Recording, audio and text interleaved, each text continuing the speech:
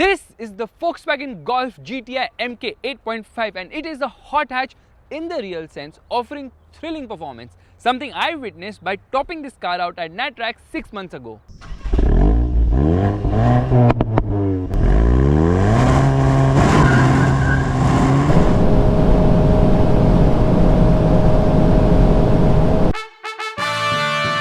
Now finally, I get to drive the Golf GTI on Indian roads, and in today's video I tell you 4 pros and 4 cons of Skoda Octavia RS's one and only rival in India. Oh wait, the Mini Cooper S is also a rival. Whatever.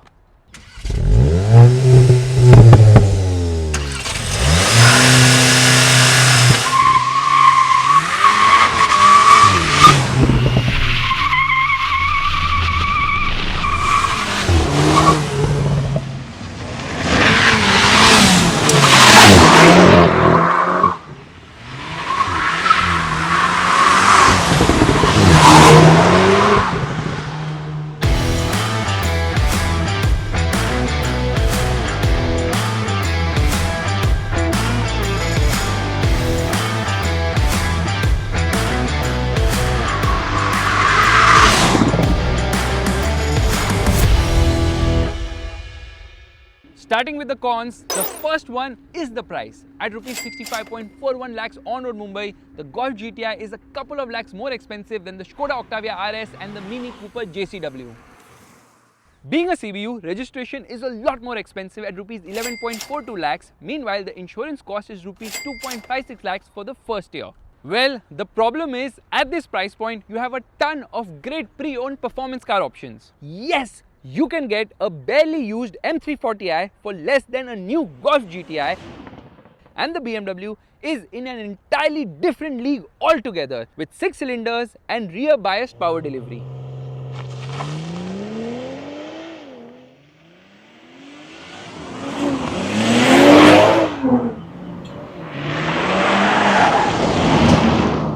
Anyways, the price brings me to the second con of this car, which are the lack of features, especially when you end up paying so much money. The seats are manual, there is no leather or seat ventilation or massage.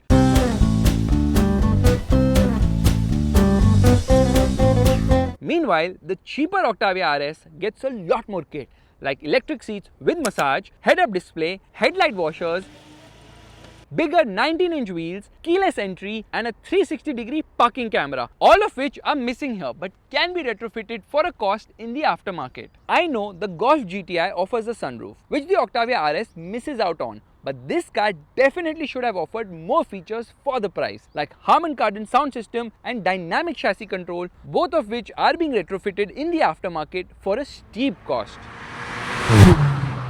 DCC makes a huge difference and should have been offered in India. 15 level of adjustment here, which is simply phenomenal. Launch control. You can feel the difference thanks to DCC. I don't know why it's not offered in India. It should have been. And the exhaust, oh my god. I mean, just like the Octavia RS, this car needs to be tuned. A stock one isn't as fun. I mean, it is fun, but not as fun because just feels phenomenal. Now DCC is very expensive, 4 lakhs, 4.5 lakhs, but you know what, when you come around the corner you can absolutely pelt it like this. It goes, it's so razor sharp.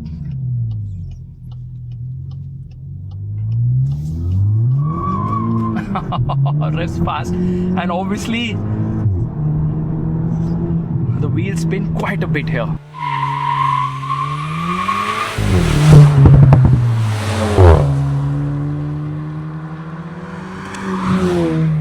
Also, while the boot at 380 litres is decent sized and you can fold the rear seats in 60/40 format, along with opening the armrest for longer items, there is no spare wheel and it just gets a puncture repair kit. The third con are the lack of physical buttons. You are just too reliant on the touchscreen. The shortcut buttons for the main menus are touch type buttons. Same is the case for the light control. Just normal physical buttons like on the steering wheel would be so nice. VW actually reverted to physical buttons on the steering wheel and dropped the touch buttons with the facelift. I don't know if it's just me or probably you guys also do the same, which is taking a nap in your car by reclining the seat. It's so peaceful. However, in this car, it's very difficult because the front seats don't have a lever which you just pull and recline the seat. Instead, it has this rotary knob which you have to rotate, which is a pain in the rear because it's super slow, very difficult, and also takes in a lot of effort. The fingers of truth are paining a lot. What have you done, VW? Anyways, it takes me so much time to do this that I get frustrated and decide to just go home and nap, and then the piece is gone. The fourth con is the lack of space at the rear. The Octavia RS simply trumps it in rear seat comfort by offering more space. In the Golf GTI, legroom isn't that great. Knee room and foot room seems to be decent, however under-thigh support is average at best, and headroom seems to be adequate enough, but the seat is a bit too upright for my liking. Meanwhile, the cabin is just not wide enough, and you have a transmission tunnel in the center, which means the center passenger is not comfortable even though he has an adjustable headrest. The armrest here is actually quite big and it has some cup holders as well. However, this is not a Skoda, yet this Volkswagen has some simply clever features like pockets here for your phones. Yes, 2 on each side right behind the front seats. Yeah, so?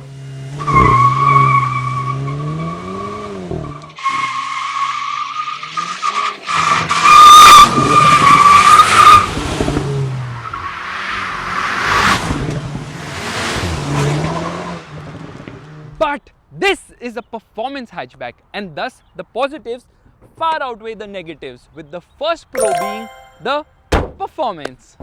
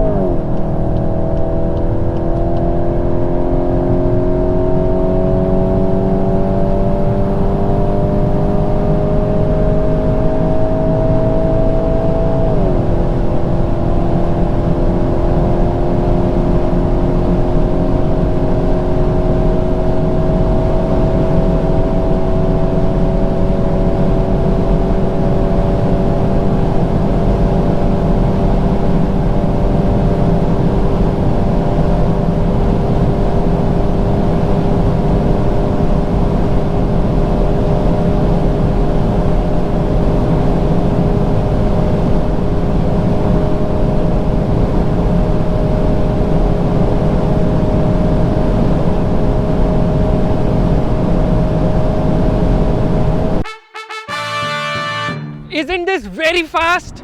In fact, it's a bit too fast when you get going because yeah, it crawls at a very sort of high speed and very aggressively as well. Even if you're in the lowest mode, which is say the eco mode, it crawls ahead with a lot of aggression, so that's something you need to get used to. And this Golf GTI with its 2-liter TSI engine is definitely very thrilling to drive, producing 370 Newton meters of torque and 265 horsepower. It's unbelievable fun. What an engine, so soulful, so raw. In fact, it feels a lot more raw than say even the Octavia RS, which has the exact same engine. So big difference there in terms of the way this car is able to put all that power down.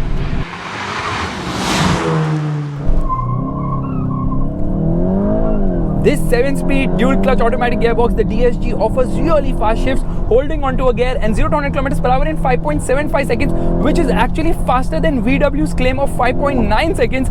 That's the power of the GTI. Unbelievable performance.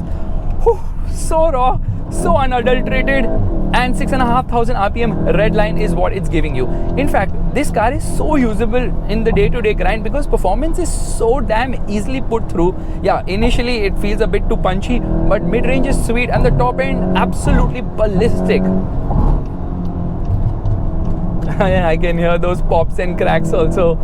This is the gold standard of engine. The only issue is that VW has locked the ECU, so tuning potential is a bit limited right now because VW is like, we don't want our customers' cars to be robbed or stolen, so that's the reason we are locking the ECU. But let me tell you something, this car is a tuner's delight. With more power and obviously a better exhaust, better air intake and whatnot, it will absolutely fly. Not that it doesn't do it right now. It has this oversteer characteristic as well. When you push it hard, beauty. I love the horn as well. And the wipers, they are also fantastic here, both the fronts and the rear.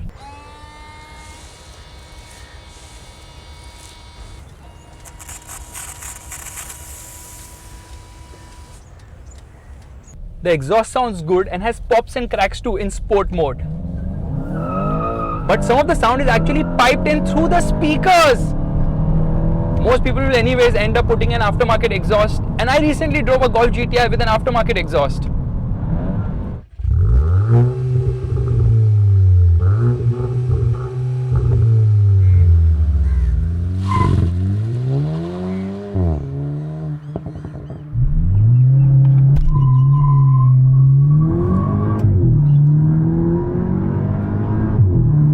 Lovely exhaust.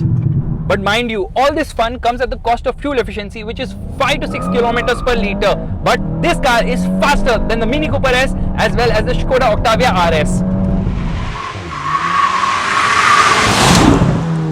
The second pro is the design. It looks hot. After all, it's a hot hatch. With the 4.3 meter long length, connected light bar at the front wherein the VW logo also illuminates, unique X-shaped fog lamps, tasty looking alloy wheels and a purposeful rear end that has real dual exhaust tips, customizable LED tail lights and a rear camera which is hidden inside the VW logo that opens when you get into reverse. In short, the design is clean and timeless, and so is the interior, which has a massive 12.9-inch touchscreen tilted towards the driver and sporty seats with Alcantara and tartan treatment, which is actually a GTI hallmark. I know the one in the car and the one I'm wearing are not exactly the same because this is something I got from China for my own polo, but it's close enough. It looks so damn cool. I know some people are like, ye to lungi hai, but what? You don't know cars? I know my wife says it, so I'm just like, what the fluff? Because when I put these seats, or rather this seat finishing on my polo, she was like, doesn't this look like a lungi color or something of that sort? This is history. This, I don't know how to put it, but oh my goodness, this looks so damn cool. I am looking like Ranveer Singh right now. You know, not a compliment, but whatever.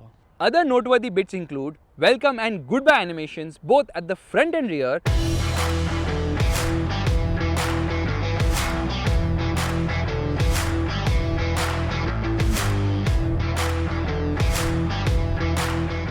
beautifully lined door pockets, pulsating engine start button, wireless phone charger, 30 color ambient lighting,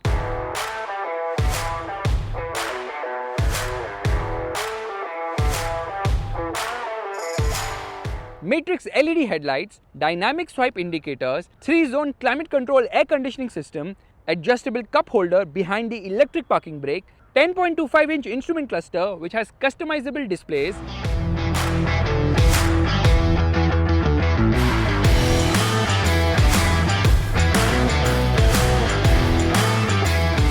IDA voice commands. Hello IDA, find me a Skoda dealership. Search for Skoda dealer nearby. Sorry, unable to find any POIs. Please change your search query. Of course, how will you be able to find a Skoda dealership? Anyways, the Octavia RS is sold out too. Oh, that's something I still need to learn. Front and rear parking sensors,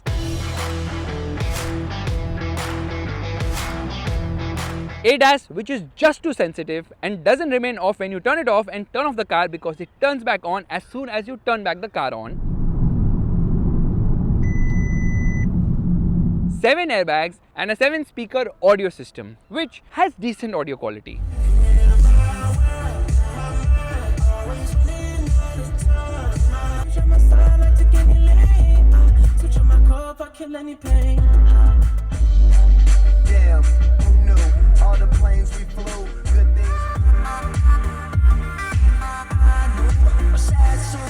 But I wish there was a proper gear lever and not a button to select gears.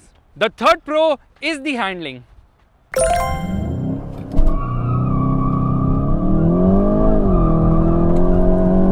This car has so much performance that it wheel spins to glory because obviously it is front wheel drive, and somehow because front wheel drive is never able to put all that power down, this car isn't like that. It's able to put all that power down thanks to the electronic LSD, and it manages all the power so damn awesomely well. It's hugely impressive.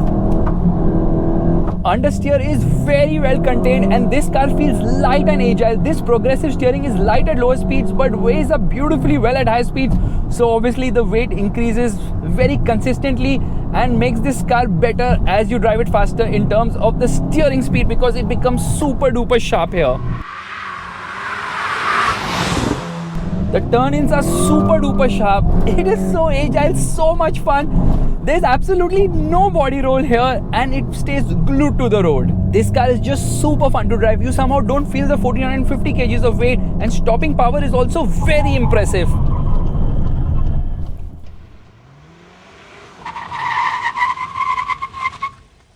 The 4th Pro is the ride quality. For a car that is so performance oriented, ride comfort is actually quite impressive. Yes, there is vertical movement and you can feel the large bumps, but for the most part the ride is actually quite nice and it doesn't get bad to the point of being unbearable somehow. So I kind of like the ride quality here. Yes, ground clearance is low at 136 mm, but somehow that is quite manageable here.